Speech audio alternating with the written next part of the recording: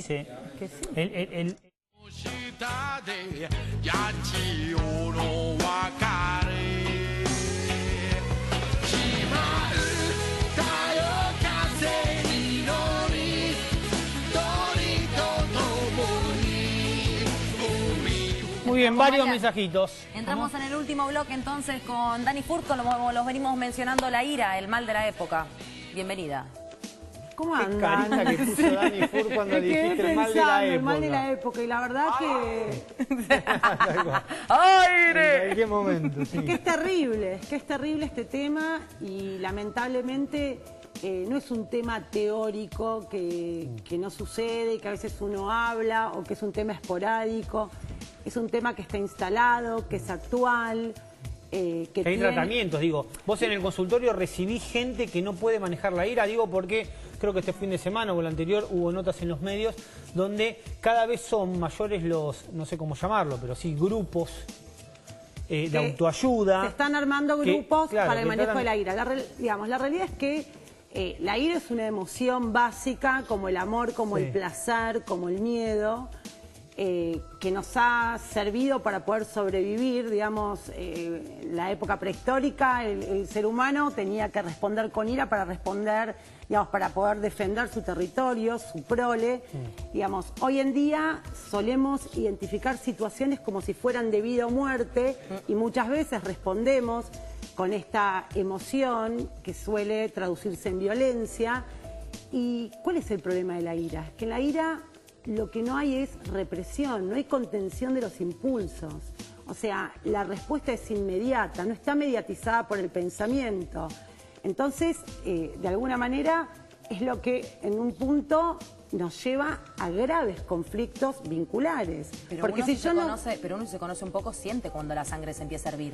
A ver... ¡Epa, ¿o no? vos! Y la ¿Estás ira- hablando en primera La persona? ira, y por lo menos a mí, en Uy, momentos ¿sabes qué cuando pasa? yo empiezo a sentir eso, hay que poner un freno o cambiar la situación porque si no va por un mismo caudal. Tengan cuidado con Marilina, chicos, yo se los dije, ¿eh? Ya hay algunos que la conocen. Tengan Mira, cuidado. mucha cuando- gente cree eso y la realidad es que no necesariamente es así, porque muchas veces ante situaciones que uno jamás pensó que iba a reaccionar de determinada manera, reacciona, digamos...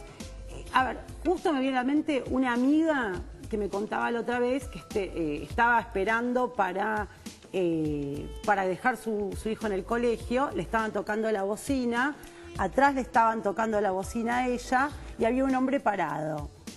Bueno, de la nada, la señora que estaba atrás, que era una madre del colegio, se bajó del auto y le pegó una piña al espejito. No. Sí. Entonces, mi amiga me llama por teléfono muy angustiada y me dice, ¿qué es esto? Entonces me dijo, y es una mamá que es súper tranquila, que después se largó a llorar y que decía, no puedo creer lo que hice.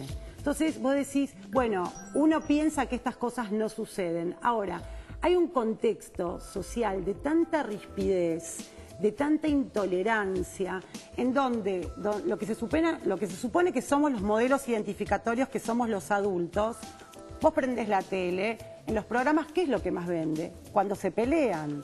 Con los políticos, ¿qué pasa? Se viven peleando, digamos. Las discusiones no son retóricas, no son para poder entenderse, sino es para ver quién tiene la razón. Entonces digo, la ira tiene que ver, si uno puede escucharse. Justamente, la ira es producto de no poder escuchar, de no poder escucharte y de no poder escuchar al otro. Hay una palabra que me viene a la cabeza que es la indulgencia. Me encanta. ¿Te gusta? Me encanta esa palabra, me encanta. Bueno, ¿no? La indulgencia tiene que ver con poder perdonar, con poder escuchar. Tiene que ver también... Ponerse en el lugar del ponerse otro, en ¿no? el lugar del otro. Tiene Me que ver encanta esa también con la palabra, empatía, suena- ¿no es cierto? Ajá. Entonces digo, en una sociedad, en la sociedad hipermoderna también, que estamos tan empujados por el consumismo, por el individualismo y por cierta caída de ideales, porque lo que han caído claramente son los ideales. No está muy claro A ver, quién yo te manda pongo, y quién Dani, no te manda. pongo esto, que en general pasa, ¿eh? Y todos en algún momento se nos vuela la chapeta y tenemos esta furia que muchas veces es incontrolable. Como vos decís, no solo uno después, aunque se largue todo, termina mal, sino que destruís un montón de relaciones humanas, ¿no? Ahora, muchos te dicen, che, pero yo no me puedo contener. Yo no puedo guardarme todo y tirarlo abajo de la alfombra porque después exploto peor. Entonces digo, me voy a verte, a vos como profesional, ¿Y yo qué tengo que hacer? ¿Cuál es el límite de decir, bueno, mira, hay cosas que podés sacar a la luz, podés dejar de guardarlas adentro porque realmente sentís que vas a explotar? Y por otro lado, esas cosas sacás a la luz, tenés que tener cuidado porque esa ira puede volver hasta contraproducente, no solo en las relaciones estas que yo te marcaba, sino también en la salud. Bueno, la ira, ACV, problemas del corazón, está absolutamente como... La ira, la bronca tiene un correlato fisiológico notable, o sea, aumenta la presión sanguínea, aumenta la frecuencia cardíaca. Ahora, de alguna manera, ¿qué es lo que cura, por lo menos en una terapia, en un análisis? La palabra, la posibilidad de simbolizar. Digamos, cuando hay una explosión de bronca, hay un déficit en la simbolización. Entonces, ¿cómo se trabaja esto en un consultorio? Bueno, poder identificar cuáles son aquellas cosas que a mí me irritan. Y muchas veces, cuando uno pone en palabras, tal vez la situación no es tal. Entonces digo, la ira nos servía para poder sobrevivir. Ya no estamos más en la selva. Y muchas veces respondemos porque interpretamos situaciones como si fueran de vida o muerte. Muchas veces cuando uno puede pensar en un análisis, por ejemplo, uno se da cuenta y empieza a decir, bueno, en realidad esto no es tan grave. O esto lo puedo hablar. O esto lo puedo pensar desde otro lugar. Lo que pasa que, bueno, de alguna manera es lo que yo digo. Hoy la pelea está vendida como la única posible solución de los conflictos, lo cual no es así, claramente. Entonces digo, bueno, lo que nos diferencia... O sea, no siempre exteriorizarlo es desestresante. No siempre. No, el tema es poder exteriorizar, pero poder pero exteriorizar no matando a alguien, no tirándole la cabeza a un Pero coso. hablado con bronca. Mira, ¿no? yo me acuerdo que acá, nosotros creo que fue el año pasado, trajimos, que fue un boom en la capital y en algún lugar también en zona norte, había una sede, no sé si sigue abierta, de lugares donde a vos te ponían un casco. Lo hice. Ah, ¿lo hiciste? Sí. Ojo con Marilina. ¿Cómo es? Te ponen un casco, te dan un bate de béisbol y te ponen un tocadisco viejo, obviamente, te ponen jarrones de vidrio, qué sé yo, y empezás a romper todo. Acá lo dijimos una vez, a mí me pusieron, te ponen un mameluco con todas cosas acolchonadas porque te lastimás. Bueno, eso puede tener algún efecto inmediato, eso puede tener un efecto inmediato, pero la realidad es que así no elaboramos el enojo. El enojo tiene que ver con un enganche. Digamos, cuando estás enojado es porque estás enganchado a algo. Entonces, de alguna manera lo que requiere es una elaboración y poder entender qué es lo que me engancha. Y en general los enojos son producto de una frustración. Es porque algo no es lo que yo espero. O sea, ¿qué es lo que pasa hoy socialmente? Por ejemplo, si vamos al tema de la inseguridad o de esta crispación que estamos hablando. Sí. Es que esperamos una cosa y tal vez obtenemos otra, digamos. Y esto, si tenemos que pensar de alguna manera cómo se resuelve esta cuestión, y yo siempre voy a los primeros años.